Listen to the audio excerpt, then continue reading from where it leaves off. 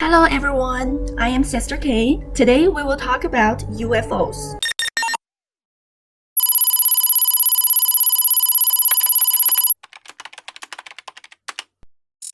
In the second half of the video, we'll release some of the latest UFO video clips. Of course, when talking about UFOs, we need to talk about the Roswell case of 1947. On July 4th, 1947, a rare thunderstorm occurred in the small town of Roswell, New Mexico. That night, a farmer named William Brazel, located 30 miles northwest of Roswell, heard a huge explosion. The next day, he went out to check it out and found out that many special metal fragments were scattered within about 4,500 square feet of the farm. His sheep did not want to approach the areas where metal fragments were located. On July 6, he brought the metal fragments to Roswell's sheriff, George Wilcox. Then they reported it to the military and transferred their evidence to the Air Force Base. On July 7th, Farmer Brazel took the investigators and officials to his farm. The mayor, Jesse Marshall, and his accompanying staff went to the scene to inspect and collect the debris to take it back to the base for inspection. On July 8th, Grady L., a civil engineer living in Socorro, New Mexico, claimed to have found the remains of a metal dish that was about 30 feet in diameter. There were also several bodies were found inside and outside of the dish. These corpses were only about 3 feet in size, big heads, big eyes, small mouth, 4 fingers, and no hair. They were wearing tight gray uniforms. On the same day, the U.S. military immediately entered the site where the wreckage was found and sealed off the scene. Walter Hunt, the spokesperson of the New Mexico Air Force, received an order from the Superior Commander William Hugh Blanchard in the morning of July 8th to draft a report to 2 local newspapers and 2 radio stations, issuing press releases. Roswell Daily Record published the news on the front page of their newspaper on July 9th, claiming that the U.S. Air Force had discovered that flying saucer had fallen on Roswell, which caught a lot of attention in the United States and abroad. But just 6 hours after the news was released, the U.S. Air Force Commander Roger Ramey declared that there was no such thing as a flying saucer. He stated that the crashed object was nothing more than a weather balloon, and he requested the personnel to take photographs to prove the point. Radio station manager Jude Roberts also received an order from Washington, D.C. that stated, "Do not release any news about this flying saucer." Therefore, the following day, the newspaper specifically clarified that the unknown object that fell from the sky was a weather balloon and not an UFO. However, Air Force spokesman Hunt said later in an interview, "Senior officials who have been in close contact with the flying saucer debris and the Air Force Supreme Commander Blanchard cannot make such mistake of not being able to identify a weather balloon." Hunt died in 2005, and he left an affidavit in December 2002, and it was only allowed to be released to the public after his death. The affidavit confirmed that the so-called weather balloon was nothing but a flying saucer. The flying saucer was transported to a U.S. military hangar. Hunt did not only see the flying saucer wreckage, but also the alien bodies. This affidavit was made public for the first time in a 2007 book called Witness to Roswell. An FBI file that was declassified in 2011 also recorded the authenticity of the Roswell incident. This document was a memo to a former FBI director in 1950, which contained some details about the Roswell UFO crash in 1947, pointing out that there were indeed aliens at the time.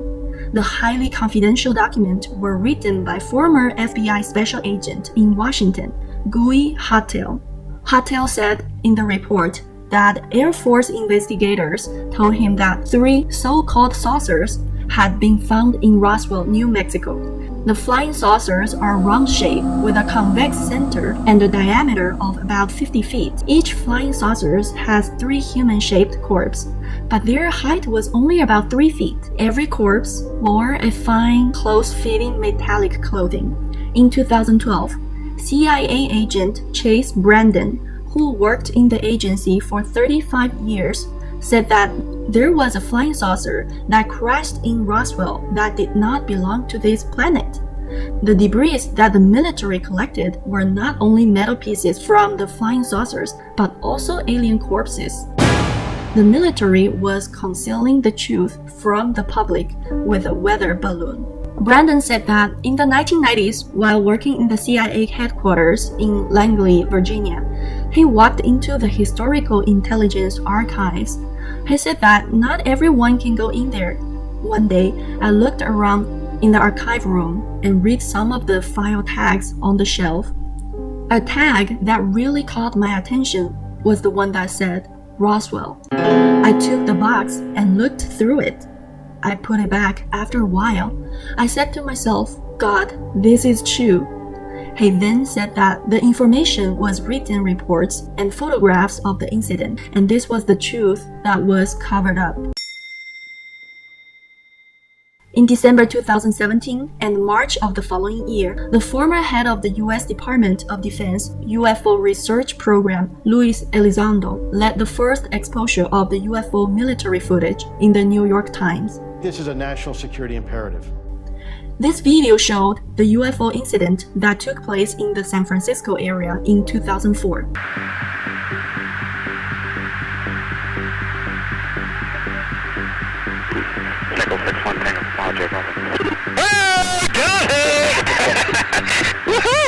Roger, there's some troubleshooting.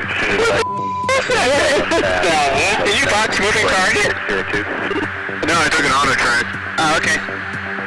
Oh my gosh, dude. Wow, look at the fly. Says he and his four-man team tracked the object for several minutes until it just disappeared. The declassified document released by the U.S. military in 2017 clearly stated, during the period from November 10th to 16th, 2004, the USS Minutes aircraft supercarrier was performing their missions. One of the destroyers, USS Princeton, was on the west coast of the United States. Several UFOs were detected nearby. U.S. forces launched F-18 fighters to investigate the UFO on the November 14th.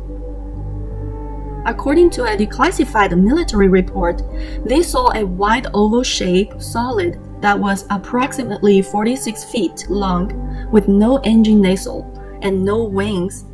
The UFO suddenly dived at the speed of a supersonic blink from 60,000 feet, descended to about 50 feet above the surface of the sea. In the blink of an eye, he dived from about 60,000 feet to an altitude of 50 feet. It hovered for a while and then left at a supersonic speed, showing superb flying power. Because its speed was as fast as a missile and broke all the laws of physics we know, the most advanced radar equipment of the US Navy was unable to accurately track the UFO. The declassified military report also concluded that, to date, the technology witnessed in the video and flying object do not exist in the United States nor any other countries. This UFO has demonstrated superb stealth technology in the presence of the multiple advanced radars in the United States. It can accelerate rapidly without any booster, which completely broke the law of physics that are adopted by humans. The other video is an UFO filmed by a U.S. Air Force pilot at the Jacksonville coast in Florida in 2005. Let's take a look. We have clear things that we do not understand how they work, operating in areas that we can't control. According to CNN, from 2007 to 2012, the U.S. Department of Defense secretly conducted a program called the Advanced Aerospace Threat Identification Program, which aimed to investigate UFO only. A defense official tells CNN the program cost at least $22 million over 5 years. Elizondo was responsible for the implementation, and he said to CNN, I personally believe that there is very convincing evidence that we are not alone. Elizondo also pointed out that these UFOs completely ignore aerodynamics. Their propulsion and mobility have never been seen by us before, and their driving methods exceed the safe gravity that humans can withstand. These aircrafts do not currently exist in the United States, nor in any other countries. I will tell you unequivocally that through the observations, scientific methodologies that were applied to look at this phenomena, that these aircraft, we'll call them aircraft, are displaying characteristics that are not currently within the U.S. inventory, nor in any foreign inventory that we are aware of. I can't speak on behalf of the government. Obviously, I'm not in the U.S. government anymore. My personal belief is that there is very compelling evidence that we may not be alone, whatever that means. On September 17, 2019, Deputy U.S. Navy spokesman Joseph Gradisher said, "We don't know what they are, but we can't approve that they are aliens." These videos were indeed taken by the U.S. military aircraft monitors. The mysterious objects in the videos are extremely fast, and existing human technology cannot reach them. We cannot prove what they are. Because of these 3 unauthorized UFO videos, the US government had to publicly acknowledge the existence of UFOs for the first time. There are the videos of newly discovered UFOs.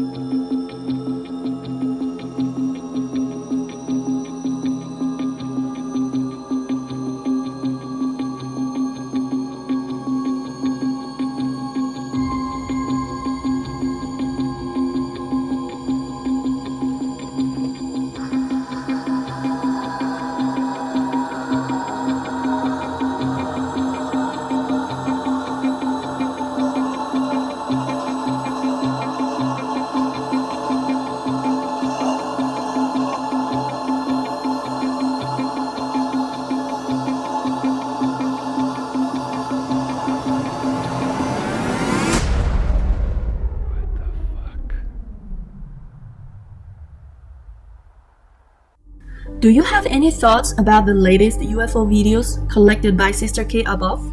Have you ever seen any UFOs? Alright, this is it for today. You are welcome to leave comments below to tell me what you think. If you like my channel, please share it and subscribe. Don't forget to turn on the notification bell. See you next time. Bye!